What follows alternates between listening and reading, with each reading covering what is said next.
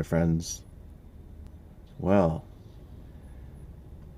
I was watching one of my friend's Chuck's videos. Actually, it was a video of him. He was talking to me. Um, it's interesting because he's his girlfriend is now she's bought a townhouse condo kind of thing right near where I park a lot. So there's one area that we both park now.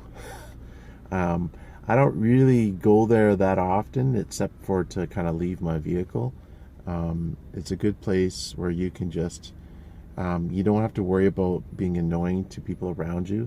You can just leave your van. I've left a van for a month there, no problem. It's a public road. Your van's fully insured. There shouldn't be a problem. There's nobody around really. I mean, there's people walking by, but it's just a busy road.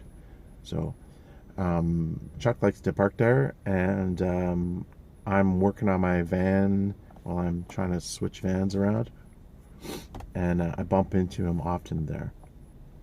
Anyway, so he made a video of me explaining a few things I'm going to do to my van, my Transit, and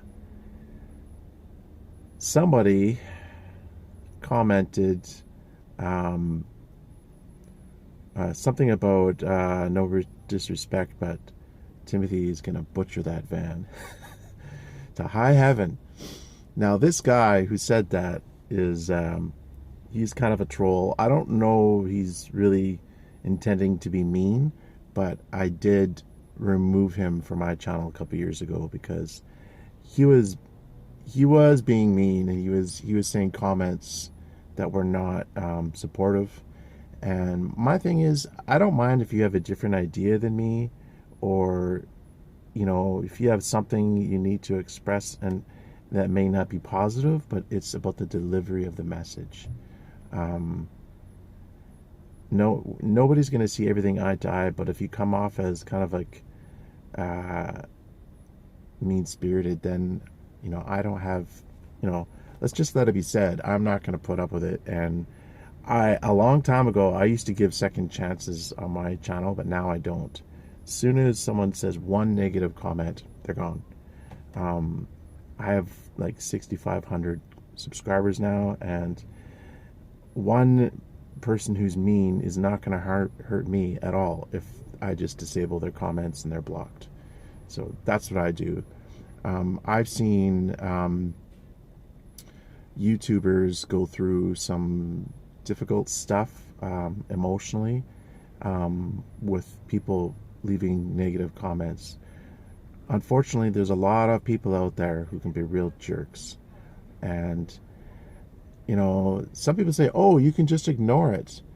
Not really, because some people can.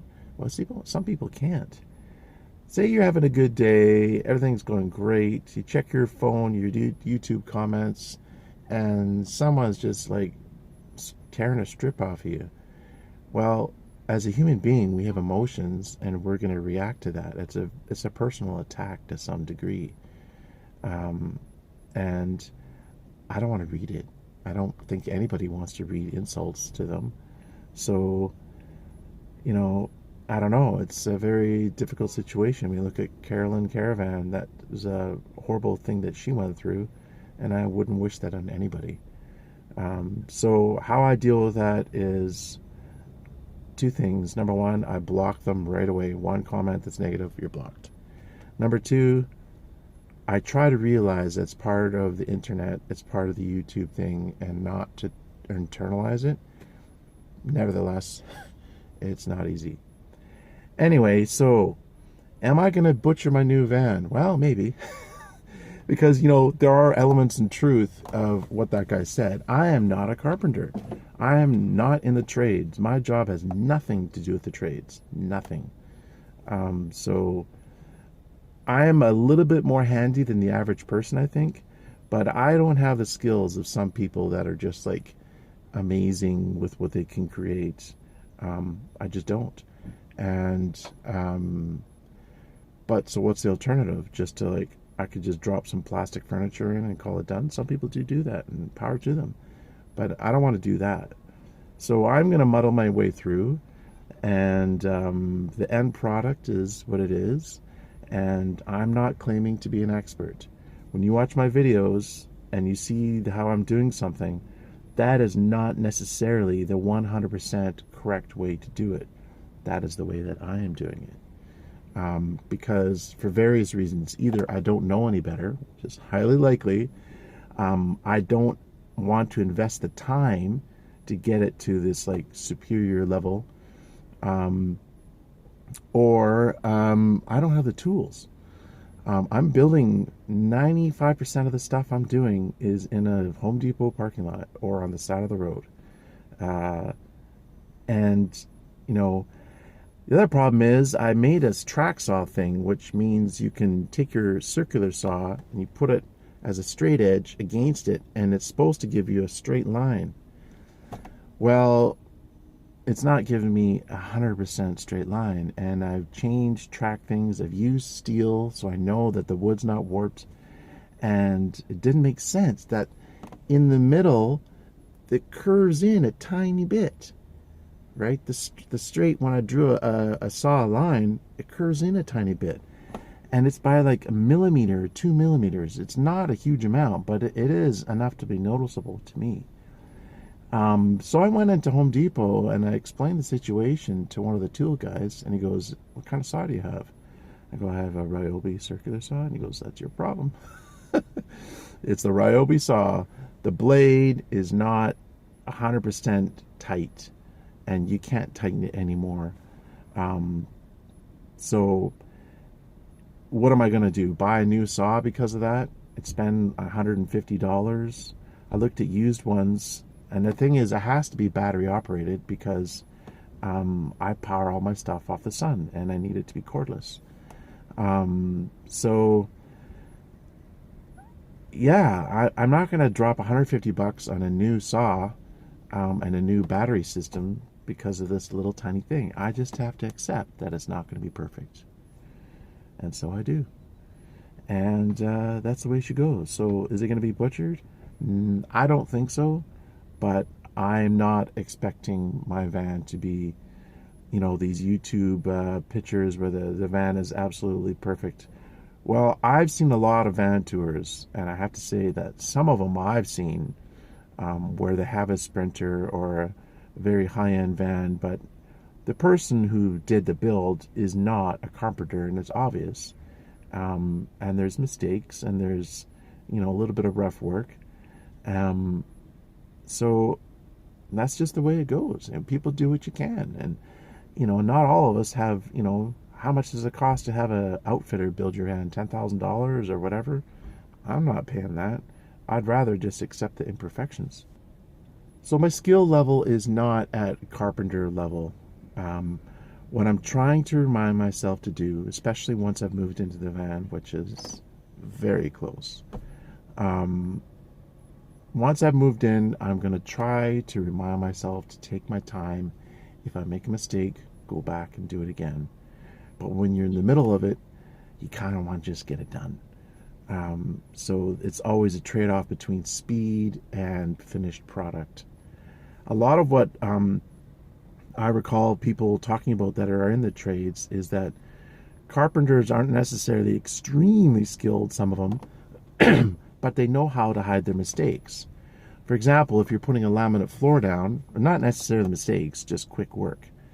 If you're putting a laminate floor down and you have the edge of the wall, you don't have to make the laminate edge perfectly straight, or whatever edge perfectly straight, if you're going to put a molding over it, because it's going to be covered. So there's tricks that the tradespeople do, and I know a few of them, maybe not enough. So while I don't have the skill level to be like 100% awesome, the one thing I do have going for me is I'm pretty determined. I'm a pretty determined person. When I have something in my mind, I try to do it. And I work hard to get it completed. So that's what I have going in my favor. I would rather spend the time and do it myself than pay someone else to do it.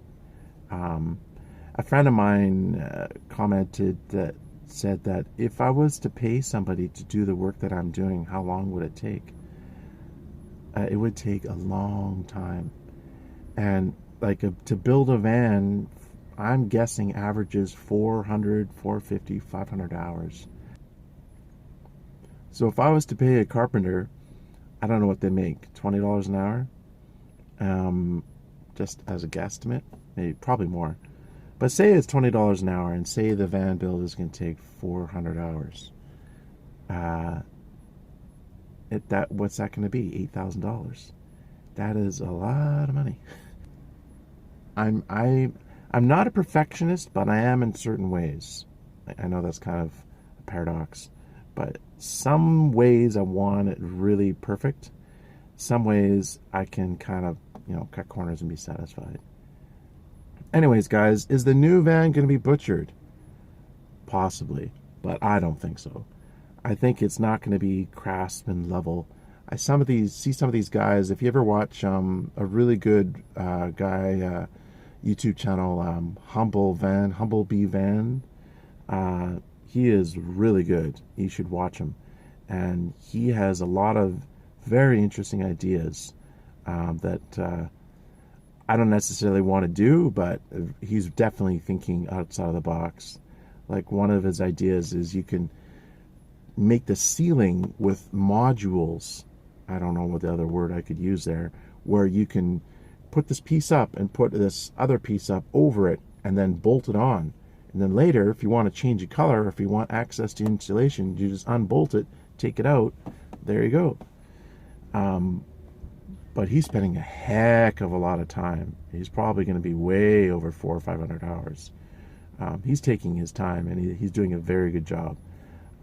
So good for him. He's probably retired, and he has the time, and he obviously has the money. So check him out. I'll try to put a link on the description or something like that. It's fancy YouTube stuff. Anyway, I think that's going to be doing it for this one. Thanks for watching, and be well, my friends.